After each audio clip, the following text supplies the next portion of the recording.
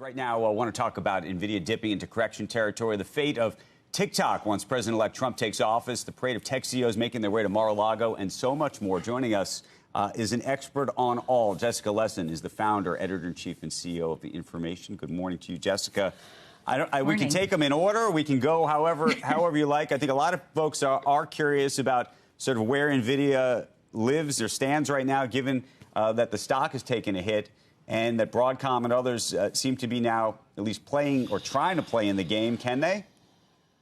I think they can, Andrew. You know, I think 2025 is going to be the all bets are off, or all gloves are off, rather, in AI competition. So, yes, Nvidia will dominate GPUs, but you're seeing Broadcom and others really partner with tech companies to diversify.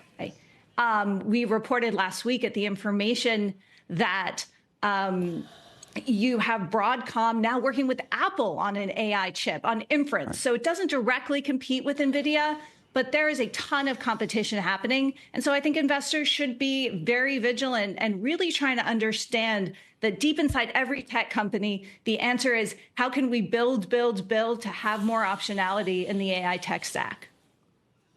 TikTok and China. TikTok. What do you think the chances are? January 19th is the day. You and I have been covering this for some time now. It's just like, could we be nearing something happening here? Look, I think we take Trump at his word that he has a soft spot for this company. And so I think there's some sort of delay that takes effect here. Personally, I believe the most likely outcome is that there's some sort of partner out there for parts of TikTok. I find it hard to believe that this service will absolutely go away. But man, that is going to be a diplomatic challenge for Trump to pull off, given the issues with China. But based on his statements, I think he's going to try. And so I think we get a little more time. How much does it become a diplomatic sort of tariff story, meaning that this is part of a grander chess piece in this negotiation with China? This is the chess piece, or one of the chess pieces at the start of his term. I wouldn't be surprised if all his friends, all his advisors, all his folks with ties to China are bending his ear on how they could help. So it's going to be very interesting to watch. And I think he'll try to make a move. You know, a compromise seems likely here. It seems unlikely that he would let a full ban go through. It also seems unlikely that he's not going to let all those who are really concerned about national security in China, who he's supported, not get their victory here. So right. I think he'll find something in the middle. Talking about bending the ear, let's talk about the pilgrimages, plural, that CEOs are making at Mar-a-Lago to bend the ear of the president-elect. What do you make of it? Do you think it's unique and different than any other period in time? We have obviously a lot of companies that are now giving to the inaugural that have not given in the past on either side, and what that really says. You know, what I hear from these conversations, Andrew, is everyone wants to know what the regulatory field is going to look like. They know that Trump is going to come in. They're hopeful he's going to come in and bust through some of this regulation. But, you know, should they be trying to sign those big M&A deals in January? What are tariffs going to look like? So I think these conversations are a lot along those lines. I think they're pretty typical in the course of business.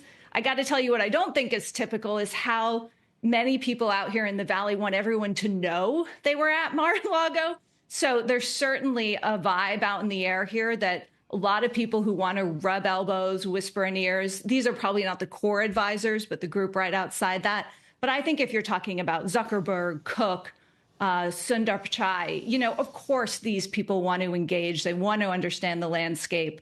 And time will tell how those relationships evolve. It is certainly going to be a big story next year.